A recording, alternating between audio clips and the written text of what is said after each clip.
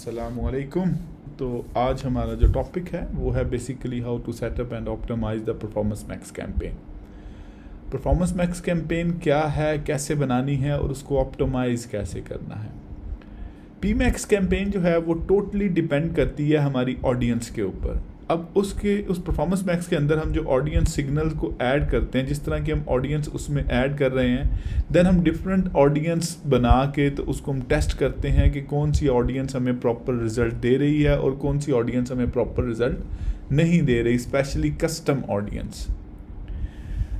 Performance max campaign बनाने के लिए हमारे पास जो मोस्ट इम्पॉर्टेंट थिंग है वो सबसे बेस्ट ये है कि हमारी कन्वर्जन ट्रैकिंग 100% सेट हुई हो। अगर हमारी कन्वर्जन ट्रैकिंग में इशू है तो then we should not be able to set up a performance max campaign properly, और ना ही वो प्रॉपरली सेट होगी और ना ही वो प्रॉपरली हमारे पास काम करेगी।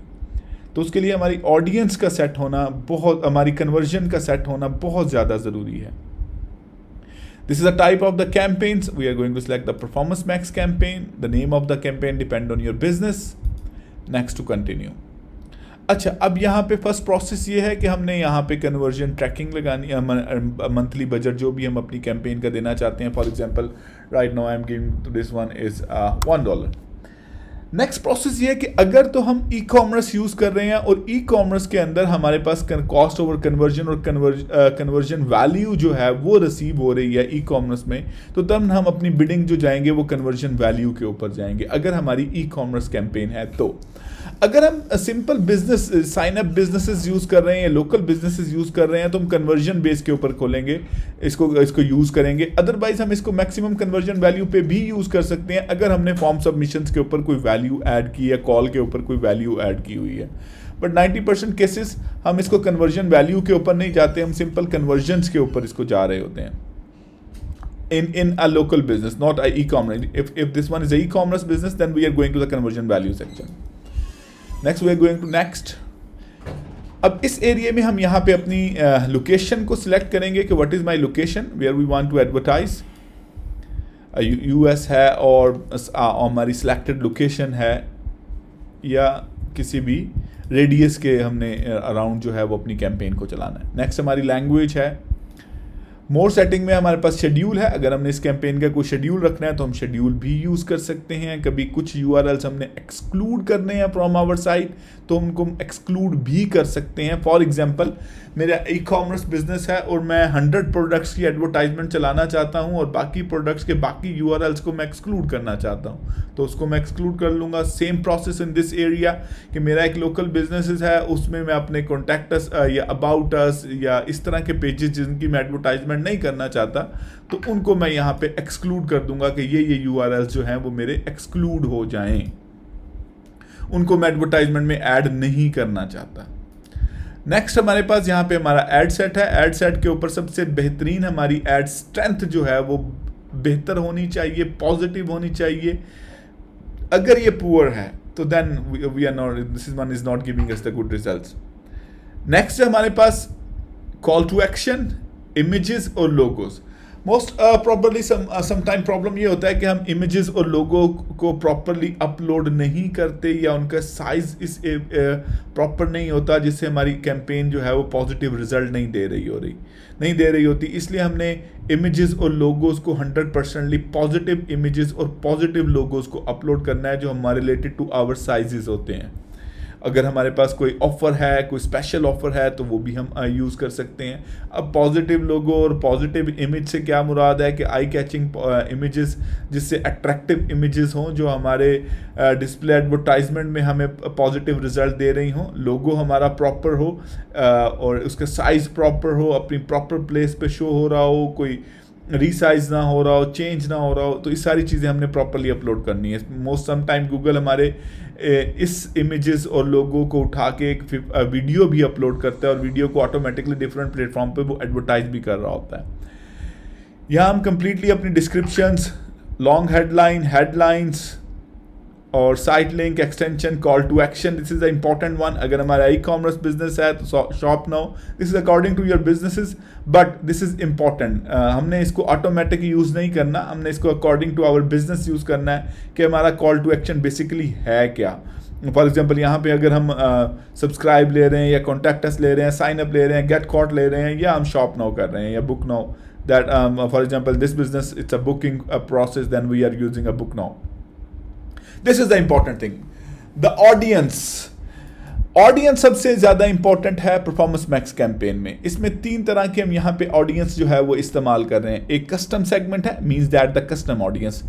Your data means that it means इसमें रीमार्केटिंग ऑडियंस हमारी आ जाती है, या हमने कोई कस्टम मेलिंग लिस्ट अपलोड की हुई है वो आ जाती है. यहाँ पे डेमोग्राफी, इन मार्केटिंग ऑडियंस जो अवेलेबल हैं रिलेटेड टू दैट, और यहाँ पे हमारी डेमोग्राफी, जेंडर, ये चीज़ें आ जाती हैं.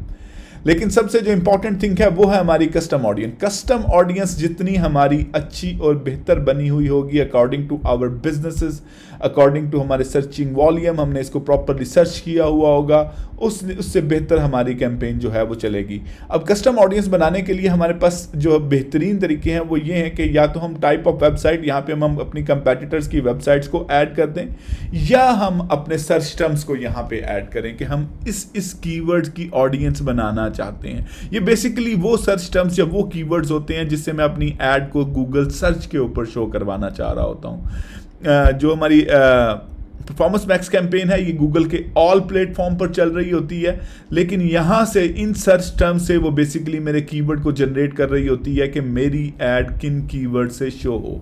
तो कस्टम ऑडियंस सबसे इंपॉर्टेंट है. अगर आपने for example performance max campaign को ऑप्टिमाइज करना है प्रॉपरली, तो हम डिफरेंट ऑडियंस बनाएंगे, छोटे छोटे सेगमेंट्स बनाएंगे ऑडियंस के, और उनकी एक ऐड बनाते जाएंगे, फिर उनको डिफरेंट बजट डिवाइड करके वहाँ से हम रिजल्ट को जनरेट करेंगे. अगर हम एक ही लार्ज कंटेंट की ऑडियंस बना देंगे तो हमें ये नहीं पता चलेगा कि हमें कौन सी ऑडियंस प्रॉपर रिजल्ट दे रही है, कौन से कीवर्ड्स प्रॉपर रिजल्ट दे रहे हैं. Maximum 10 to 20 related keyword. For example एक डेंटिस्ट है, या अब ये जो जिस अकाउंट पे मैं काम कर रहा हूँ, basically this is dog trainer.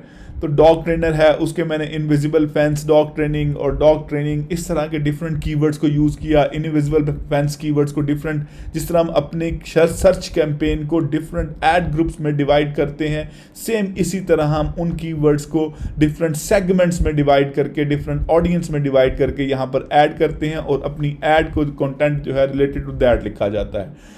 तो ये सबसे ज़्यादा इंपॉर्टेंट चीज़ है. जितनी बेहतर आप कस्टम ऑडियंस बनाएंगे, फिर हम इसमें अपने कंपेटिटर्स URLs भी डालते हैं कि ये वो मेरे कंपेटिटर वेबसाइट्स हैं जो मेरे एरिया में हैं, उन URLs को हम यहाँ पे ऐड करेंगे तो गूगल उनकी ऑडियंस को भी कैप्चर करेगा और मेरी ऐड को हिट करवाएगा रिलेटेड टू दैट वेबसाइट.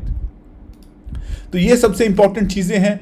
ये चीज़ें जैसे ही हम पूरी करेंगे तो नेक्स्ट उसके बाद हमारी कैंपेन रेडी टू रन हो जाएगी. लेकिन सबसे most important thing again summarise करता चलूँ इसको, कि हमें सबसे पहला क्या काम करना है कि हमारी कन्वर्जन ट्रैकिंग बिल्कुल सेट हुई हो, कन्वर्जन ट्रैकिंग में कोई इशू ना हो. जब हम कैंपेन बनाने जाएँ तो अपने गोल को प्रॉपर सिलेक्ट करें. सेकेंड, हमारे पास जो बिडिंग है वो कन्वर्जन और conversion value, these 2 things are important. अगर हम ई-कॉमर्स वेबसाइट यूज़ कर रहे हैं और तब हमने अपने कन्वर्जन वैल्यू बेस के ऊपर जाना है. फॉर एग्जांपल एक ई-कॉमर्स बिजनेस है, वो $100 डेली स्पेंड कर रहा है, उसके ऊपर जो कन्वर्जन्स आ रही हैं वो 20 आ रही हैं. तो this is a good business, 20% conversion rate. But on the other hand the value of the conversion is a $10 और $20 और $30 और below then $100. Then this is not a good way, because के उसका स्पेंड जो है वो कन्वर्जन जो उसके वैल्यू जो उसने इनकम जनरेट की उससे ज़्यादा हो रहा है. तो ये कोई ज़बरदस्त चीज़ नहीं होती. तो इसलिए हम कन्वर्जन वैल्यू के ऊपर फोकस कर रहे होते हैं. इसी तरह अगर हमारा लोकल बिजनेसेस है, ई-कॉमर्स नहीं है, कोई प्लम्बर है, कोई डेंटिस्ट है, कोई इस तरह का बिजनेस है, तब हम क्या करेंगे, तब हम सिंपल कन्वर्जन्स के ऊपर खेलेंगे, ना कि कन्वर्जन वैल्यू के ऊपर. But the next important thing is that you need to upload the proper images, proper logo and your audience.